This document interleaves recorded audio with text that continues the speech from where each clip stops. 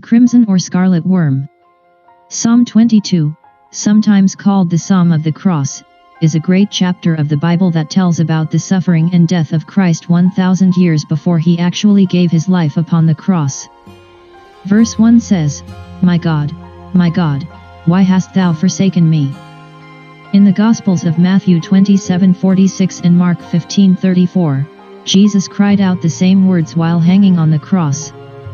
In verse 6 of Psalm 22, Jesus says something odd, "But I am a worm, and no man."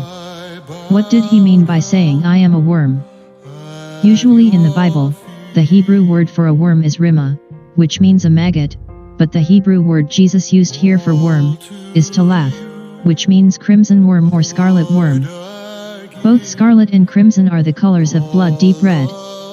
The crimson worm Coccus ilices is a very special worm that looks more like a grub than a worm. When it is time for the female or mother crimson worm to have babies, which she does only one time in her life, she finds the trunk of a tree, a wooden fence post or a stick. She then attaches her body to that wood and makes a hard crimson shell. She is so strongly and permanently stuck to the wood that the shell can never be removed without tearing her body completely apart and killing her. The crimson worm then lays her eggs under her body in the protective shell. When the baby worms, or larvae, hatch, they stay under the shell. Not only does the mother's body give protection for her babies, but it also provides them with food.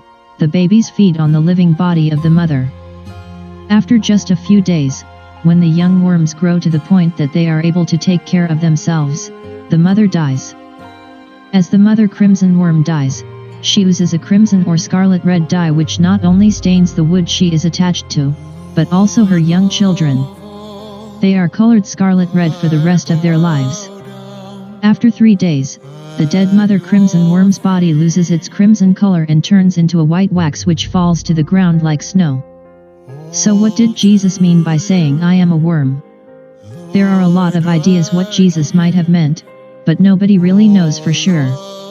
However, it is very interesting that, just like the crimson worm, Jesus sacrificed or gave up his life on a tree so that his children might be washed with his crimson blood and their sins cleaned white as snow. He died for us, that we might live through him. Come now, and let us reason together, saith the Lord. Though your sins be as scarlet, they shall be as white as snow, though they be red like crimson, they shall be as wool. Isaiah 1:18.